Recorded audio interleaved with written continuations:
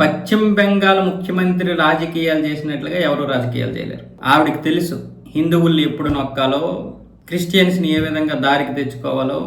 ఇక ముస్లిమ్స్ అంటే ఆవిడ తరపులే, అందరూ ఆవిడకి సపోర్ట్ చేస్తారు, ఆవిడ కూడా వాళ్ళ కోసమే పనిచేస్తుంది, అది వేరే విషయం. కానీ ఇప్పుడు మళ్ళీ హిందువుల కోసం ఆవిడేమొచ్చేసి ఈ లాతా ప్రత్తోయ్ దుర్గాదేవి కమిటీ వారు శతాబ్ది ఉత్సవాలు చేస్తుంటే అక్కడికి ఈవిడిని ఆహ్వానించారు. ఈవిడ అందుకోసం దుర్గాదేవి కోసం బీజ్ అంగన్ అనే ఒక పాట రాశారు. ఆవిడ క్యాబినెట్ లో ఉన్నటువంటి మరొక మంత్రి దాన్ని ఆలపించారు.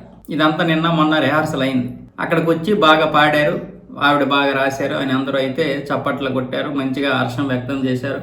ఆవిడ మరో దుర్గాదేవిగా పోల్చారు ప్రజలందరూ కూడా. నిజంగా ఈవిడ రాజకీయాలకి తప్ప మరి కాళికాదేవిని ఎందుకు ఉపయోగించుకోదు, కేవలం ఓట్లు, హిందువుల ఓట్ల కోసమే. నిజంగా కాళికాదేవి మీద ప్రేమ ఉంటే మమతా బెనర్జీకి దుర్గాదేవి ఆలయంలో నమాజ్ చేయనిస్తుందా, ముస్లింలు రానిస్తుందా? అంటే నమాజ్ చేయడం తప్పు కాదు, కానీ ఎక్కడ చేయాలి, వాళ్ళ ప్రదేశంలో వాళ్ళు చేసుకోవాలి. దుర్గాదేవి ఆలయానికి సంబంధం ఏంటి నమాజ్కి?